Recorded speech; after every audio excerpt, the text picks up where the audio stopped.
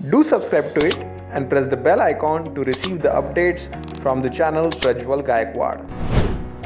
Hello दोस्तों, as a working professional if you cross your 30s then आपने कौन कौन सी चीज़ें अपनानी चाहिए यह मैंने इस वीडियो को डिस्कस किया था।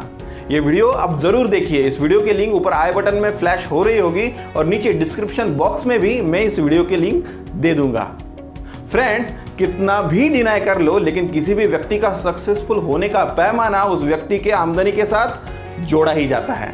बहुत ही सुंदर उदाहरण देके मैंने समझाया था कि पैसा ही सब कुछ नहीं होता, लेकिन यह भी सच है कि पैसों के बिना भी कुछ नहीं होता।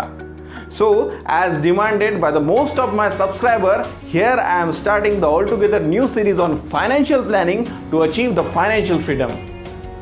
ये सीरीज स्पेशली होगी बिगिनर्स के लिए जिन्होंने अभी अभी अपना करियर स्टार्ट किया है, those who are in their early 20s, जिनके पास मनी का इन्फ्लो तो है लेकिन मनी मैनेजमेंट के बारे में नहीं पता। फ्रेंड्स, आई एम 32 नाउ और मनी मैनेजमेंट के बारे में मुझे अच्छे से पता चला उम्र के 27 साल में। अगर यही चीज़ें जो आपके साथ में शेयर करने जा रहा हूँ वो आपको उम्र के 22-23 साल में पता चलेगी, and if you implemented that, then let me tell you, the results in long term will be quite surprising and amazing. इस सीरीज में मैं बताऊंगा मेरे कुछ पर्सनल एक्सपीरियंसेस, शेयर करूंगा कुछ ऐसी टिप्स जो आपको जरूर अपनानी चाहिए, जो आपको फाइनेंशियली इस्टेब्लिश होने में भी हेल्प करेंगी और एज एन इंडिविजुअल पैसों के साथ साथ ग्रो होने में भी मदद करेंगी। Friends, this series on financial freedom is going to be very informative and knowledgeable. So watch this video and all the upcoming videos.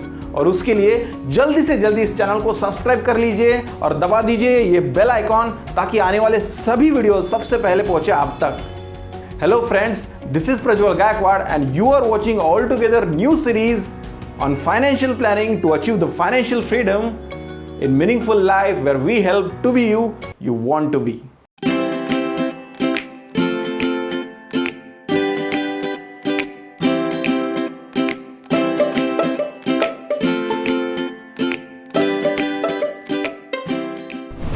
Friends, we have certain dreams to achieve in a life. The dream of the things which we are passionate about. And I firmly believe the creativity and the passion to achieve those dreams is at its peak when you are in colleges, when you are just coming out of the colleges, or when you have just started your professional career, isn't it? But with the time, when you get strapped in the maze of the responsibilities, all those sweet dreams are left somewhere behind in the past. It happened with me, might be happening with you. So it's always better to establish the dreams through a proper financial planning at the early ages of your career. इस series में मैं share करूंगा मेरे 10 सालों का अनुभव। इस दौरान मैंने कुछ अच्छी चीजें भी की जो आपको जरूर अपनानी चाहिए और की कुछ ऐसी भयंकर गलतियां भी जो मैं चाहूंगा कि आप ना दोहराओ। I had very realistic goal to achieve in a life, that too before crossing 30, a short-term plan. Coming from village and very limited financial background, I didn't expect much from a life, but had a clear idea in my mind that before crossing 30s, I should have my own home. My father, being a writer, should be able to publish his book, should be able to contribute to my sister's marriage. At least I should have a salary of 60,000. Should be an assistant manager and should have my own car, that too before getting married and before 30. Thankfully with the God's grace और कुछ दिल देने वाले दोस्तों की मदद से I managed to achieve most of them. However, these were very short-term goals, but still I will cherish it throughout my life. दोस्तों, चीज़ें और भी बेहतर तरीके से हो सकती थी अगर मैं ये गलतियां ना करता। I literally under-leveraged myself for almost 2 years. Saving और इन्वेस्टिंग के बीच का फर्क मुझे मालूम होता तो शायद ये नौबत ना आती। तो दोस्तों, आज इस फाइनेंशियल फ्रीडम के पहले वीडियो में मैं शेयर करने जा रहा हूं the difference between saving and investing. So watch this video till the end. This is going to be very informative and knowledgeable. Right from the childhood we have been told to save the money. हमारी generation में हम क्या करते थे, किसी एक च्यवनप्राश के डब्बे को खाचा बना के उसके अंदर पैसे डालना, किसी एक मटके में पैसे डाल के उसको ज़मीन के अंदर गाड़ देना, ये सब करते थे। पिगी बैंक वालों का जन्म हमारे बाद हुआ था।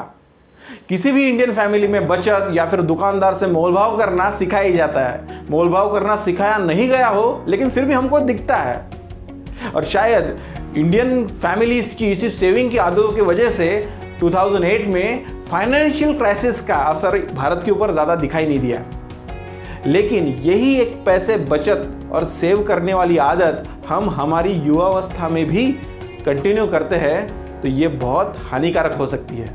कैसे, बताता हूँ। दोस्तों मान लीजिए 2019 में आपने 100 रुपए का पेट्रोल भरवाया था। उस समय पेट्रोल था 75 रुपए कुछ लीटर, उस लिहाज से आपको पेट्रोल मिलता 1.33 लीटर और समथिंग लाइक दैट। लेकिन वही 100 रुपये आपके किसी ड्राइवर में पड़ा रहा 2019 से, या फिर किसी जेब में पड़ा रहा और आज आपको मिलता और आप पेट्रोल पंप पे जाते तो कितना पेट्रोल मिलता? 1 लीटर या उससे बस थोड़ा सा ज़्यादा, ऑलमोस्ट 100 रुपया होने वाला है भाई। जिस लिहाज से बाकी सब चीज़ें महंगी होती गई उस लिहाज से आपका पैसा नहीं बढ़ा। अगर इसी तरीके से ये पेट्रोल के पैसे बढ़ते रहे तो 10 साल बाद साला 100 रुपए का आधा लीटर भी पेट्रोल ना मिले। तो दोस्तों जिस लिहाज से ये बाकी की चीजें बढ़ती जा रही है, महंगी होती जा रही है, इस रेट को बोला जाता है इन्फ्लेशन रेट, महंगाई का दर। अगर आपके 100 रुपये का मूल्य 100 रुपये या फिर उससे कुछ ज़्यादा करना है तो आपको वो 100 रुपया कहीं ना कहीं इन्वेस्ट करना होगा सो दैट वो महंगाई की इस दर को, इन्फ्लेशन रेट को बीट कर सके। फ्रेंड्स, इस समय इंडिया का इन्फ्लेशन रेट यानी महंगाई दर चल रहा है 5% का। तो उस लिहाज से इस साल के आपके 100 रुपये की वैल्यू अगले साल हो जाएगी 95 रुपीज़ की। तो आपको 100 रुपये की वैल्यू 100 ही रखना है या फिर उससे बढ़ानी है तो कुछ ऐसी जगह में उसको इन्वेस्ट करना होगा जहाँ पे उसके रिटर्न्स आपको 5% या फिर उससे ज़्यादा के मिलेंगे। When you invest your money expecting that it will grow in future, it is called as a investment. Right from childhood means हमारे एकेडमिक्स से या फिर स्कूल्स में हमको इन्वेस्टिंग या फिर फाइनेंशियल प्लानिंग में कहीं सिखाया नहीं जाता है। हम ट्रेडिशनली आरडी या एफडी या फिर सेविंग बैंक अकाउंट्स के बारे में ही सुनते आ रहे हैं और उसी जगह हम इन्वेस्ट करते हैं और मार्जिनल रिटर्न भी पाते हैं। But when you invest your money, which not even beat the inflation rate, can hardly be called as an investment. वो तो एक प्रकार की बचत ही है ना। Friends, let me tell you that I am not a financial planner. These are my personal experiences, and as per me, saving is just an accumulation of money over which we get some marginal returns, which hardly able to beat the inflation rate. आपकी जानकारी के लिए जो भी saving and investing schemes market में available है उसको एक के बाद एक नोट डाउन करते हैं। Starting with the saving schemes. First of all we have the saving bank account. आपका अकाउंट जिस बैंक में है it is a kind of a saving scheme जहाँ पे आपको मार्जिनल 3 या 4% रिटर्न मिलते हैं। Then traditionally which we were using the recurring deposits. महीनों में एक सर्टन डेट को आपके अकाउंट से कुछ ना कुछ पैसे कटते हैं और वो उसके ऊपर आपको एक रिटर्न मिल जाता है मैच्योरिटी पे या फिर at the end of month, जिस तरीके से भी आप उसको इंस्ट्रक्शन देते हो, अ रिकरिंग डिपॉजिट।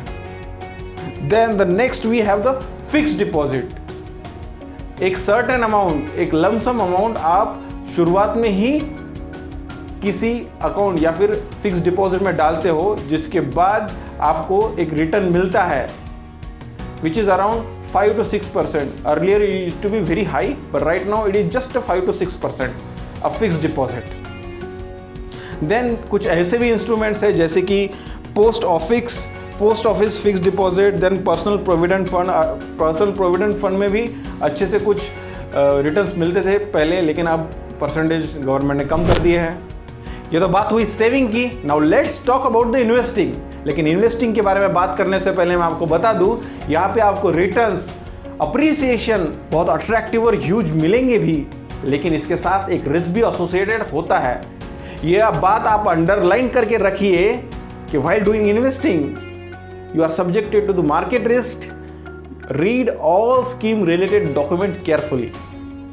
दोस्तों जब हम बात इन्वेस्टमेंट की करते हैं तो सबसे पहले चीज़ें हमारे सामने कौन सी आती है, या फिर ऐसी चीज़ें जो हमारे मम्मी पापा को भी समझे, ऐसी क्या है? कोई ज़मीन खरीदी करके रखना, या फिर सोना खरीदी करके रखना, या फिर पैसे घर में इन्वेस्टमेंट करना ताकि लंबे समय बाद अच्छा सा अप्रिसिएशन मिले। लेकिन दोस्तों these are called as a physical mode of investment. लेकिन इस फिजिकल मोड ऑफ इन्वेस्टमेंट में पैसा डालने के लिए भी बहुत मोटा सा पैसा चाहिए होता है, जो कि हम और आप जैसे जिन्होंने अपनी नौकरी जस्ट शुरू ही की है उनके पास नहीं होता है। तो हमारे पास कौन से ऑप्शन बचते हैं? तो हमारे पास ऑप्शन है म्यूचुअल फंड्स, SIPs या फिर डायरेक्ट स्टॉक मार्केट में इन्वेस्ट करना, जहां पे आपको आपकी फाइनेंशियल एबिलिटीज के अनुसार रिटर्न्स भी मिलेंगे। दोस्तों, मैंने शब्द यूज किया फाइनेंशियल एबिलिटीज, जिसके साथ साथ हेवी रिटर्न्स या फिर लॉसेस भी एसोसिएटेड है। अब ये पूरी तरह आप पे निर्भर करता है कि किस तरीके से आप आपकी फाइनेंशियल एबिलिटीज को तराशते हो, और इसीलिए हम इस फाइनेंशियल फ्रीडम की जर्नी में निकल पड़े हैं, जो आपको आपकी फाइनेंशियल एबिलिटीज बढ़ाने में जरूर हेल्प करेगी। ये तो था सिर्फ इंट्रोडक्टरी वीडियो। आने वाली अगली वीडियोस में मैं शेयर करूंगा कुछ ऐसे टिप्स जिसको आपने तुरंत ही अपना लेना चाहिए। ये वीडियो आपके फ्रेंड्स, फैमिली मेंबर्स को तुरंत शेयर भी कीजिए, क्योंकि इनके लिए जो अभी अभी अपना करियर स्टार्ट की है, जिनको इन्वेस्टिंग के बारे में ज़्यादा कुछ नहीं पता है, उनके लिए बहुत ही फायदेमंद होने वाला है। तो friends, you can follow me on Facebook, Instagram and Twitter also. और आपके जो भी क्वेश्चंस है वो आप मुझे नीचे कमेंट बॉक्स में लिखिएगा। I will try to answer it. So friends, this was just a start of your financial journey. So best of luck. This is Prajwal Gaikwad signing off. Thanks for watching and stay motivated.